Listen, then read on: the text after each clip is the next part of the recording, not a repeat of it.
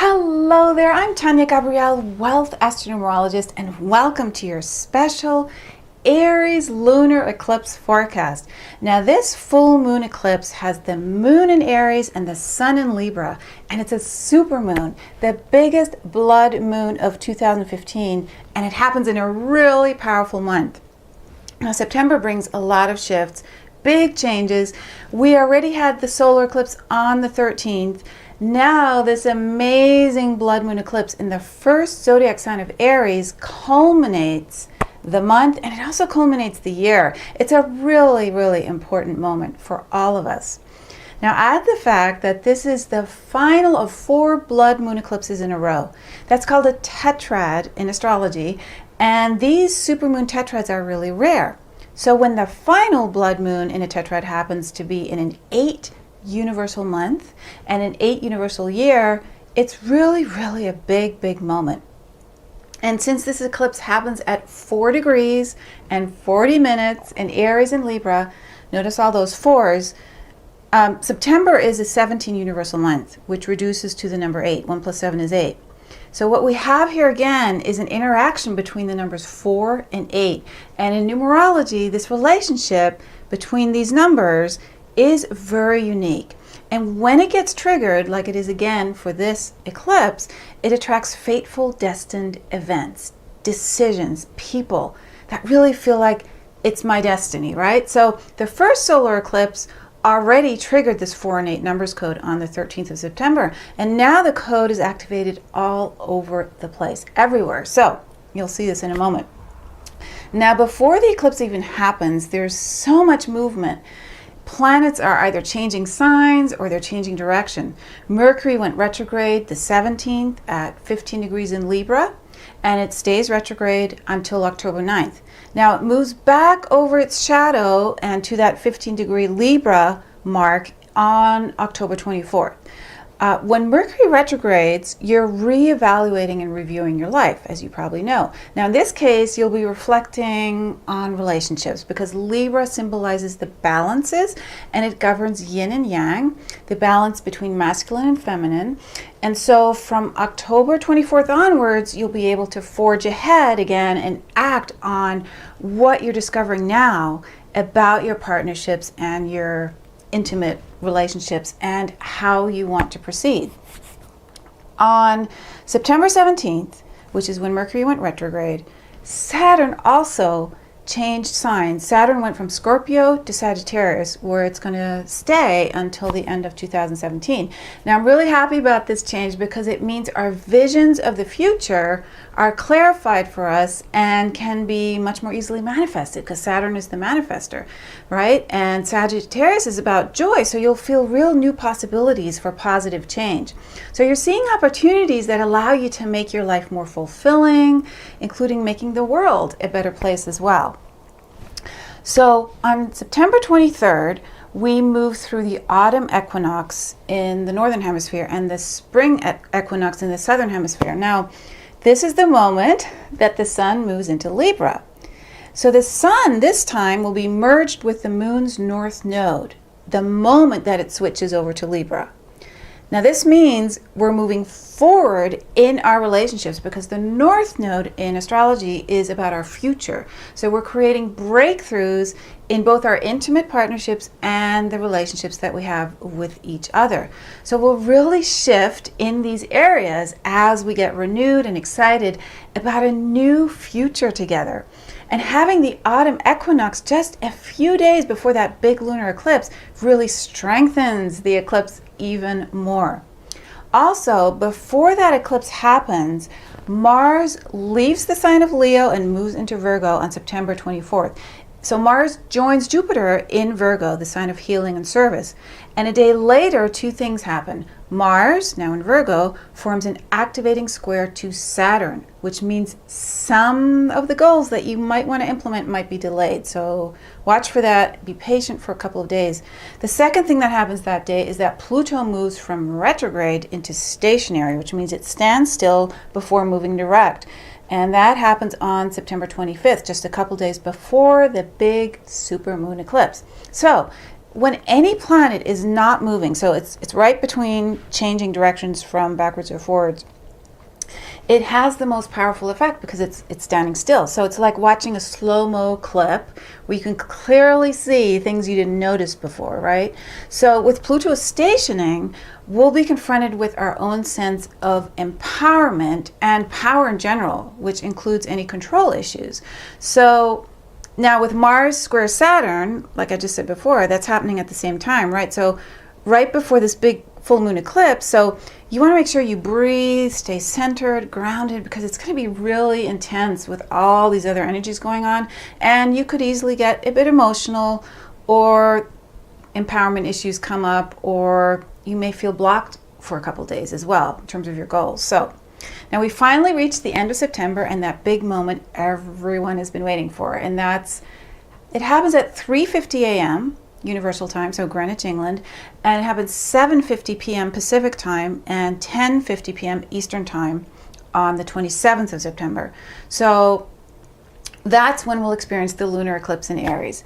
So you know that, well, first of all, this is the final of 4 consecutive blood moon eclipses. So the first one was in April 2014. So I want you to think back to that time, April, May last year.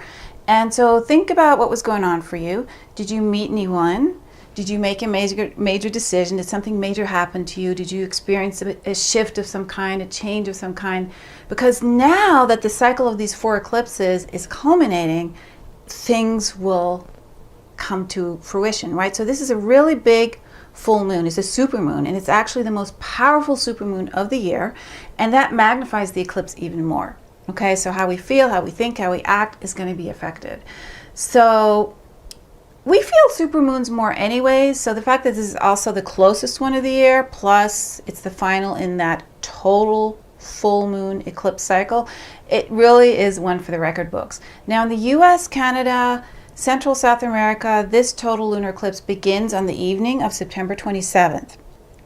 In Europe, Southeast Asia, South and East Asia, Africa, the Arctic, the Pacific, Atlantic and Indian Oceans, it's the 28th of September. So for about an hour and 12 minutes, this blood moon eclipse is going to be total. And it's sometimes called blood moon, just so if you're curious, because it turns red, the moon turns red.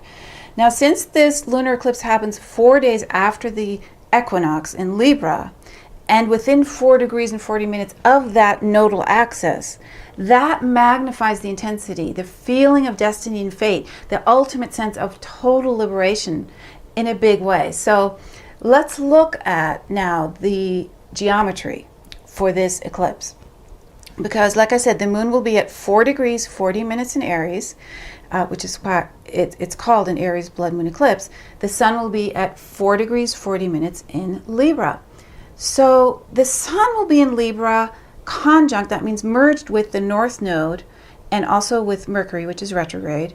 And the moon will be in Aries conjunct the south node. The moon governs our feelings, and it's associated with the past, and it's being paired with the south node, which also governs the past. So the big message here is that our unconscious patterns, our habits, how we relate to others, how we initiate, these patterns are now shifting. So we're being asked to let go of how we've been thinking about things, how we've been doing things up until now, to be totally free and open to experience life, especially regarding, like I said, our relationships, right? And to experience these in a new, very different way, because the sun is conjunct the north node on the other side in Libra, and the sun's saying, hey, it's time to rethink how you relate to others and start a brand new chapter in your life. Now, so the opportunity you have to let bygones be bygones and to reflect, confront, and release these patterns from this life and also other past lifetimes is really, really favored right now. So don't be surprised if you meet new people who allow you to use your new relationship skills, or you deepen your current relationships by taking them to a level you could have never, ever experienced before this time. And so I want to emphasize too that eclipses run through the same 2 signs several times. So it's like a family of zodiac signs that keep getting activated in pairs every 6 months. We've been in the Aries and Libra family since October 2013, when these eclipses first began. And this is a total lunar eclipse in Aries. And Aries is the first sign, the zodiac sign ruled by Mars. So it symbolizes beginnings and initiating things and being the best and being fired up and completely original and a pioneer, right? You're birthing something new and you're being independent. So these Aries Libra eclipses, they've emphasized independence versus relationship for us for the past 2 years. Now we're also starting the transition into a new zodiac family between Virgo and Pisces eclipses. We had the first Virgo eclipse on September 13th. And with Jupiter in Virgo now, and Neptune Pisces, this next period starting now will emphasize healing and spiritual service and mystical experiences. It enhances our intuition, our psychic sense. It opens our imagination to include everyone in our consciousness, even on a galactic level. So we're consciously connecting like never before. And so this is a big pivot point moment, right, between these two family of eclipses. So the numerology code for the date of this particular full moon supermoon eclipse is about shifting as well, because in the Americas the total eclipse happens on the 27th, which is an 8 universal date. Now here we have another 4 and 8 code activation. Now for everyone else in the world it happens on the 28th, and that date adds up to 9, September 28th, 2015. Now 28 reduces to 10 and 10 adds up to 1. So we have the number of endings, 9, and the number of beginnings, 1, triggered in the universal eclipse chart. So the numbers code message is also about a shift from one way of being to a new way of being, endings and beginnings. And by the way, the number 9 is also triggered on both days, because on the 27th, that number 27, 2 plus 7, is also a 9. So it's a 9 universal day. So no matter where you live on Earth during this eclipse, you're going to experience something ending and a release and a culmination of some kind. And there's a special emphasis on unconditional love with the number 9. And here's where the astrology merges with the numbers code again, because Jupiter is opposing Neptune right now. I mean, this was actually triggered by the new moon eclipse that we had in Virgo. And it brings together the planet of joy and wisdom, Jupiter, with the planet of spirituality and merging everything into oneness, and that's Neptune. So this is the same message as the number 9, a powerful call for compassion and sisterhood and brotherhood, and a primal urge for you to be of spiritual service and to feel your life of joy. Now, a powerful T-square is being created by the Sun and Moon to Pluto. Pluto is the deepest planet, the life, death, rebirth, Scorpio planet of transformation, and the planet that rules the underworld, and it brings to life everything that's hidden. That's our shadow, that, you know, our fears, our subconscious, the stuff that's holding us back, right? The stuff we don't really want to see, but that shifts us the most. So having the Sun and Moon form this T-square to Pluto during this eclipse really activates and motivates and spurs us on to move and to be the change we've been wanting to be, and to open up our deepest feelings and our emotions so that we can experience them and heal. So there's a lot of healing going on, in addition to all the powerful movement and change in general in September. And it's all enabling us to embrace a new life of well-being, a more natural, holistic way, and a way that infuses us with gratitude with everything we do.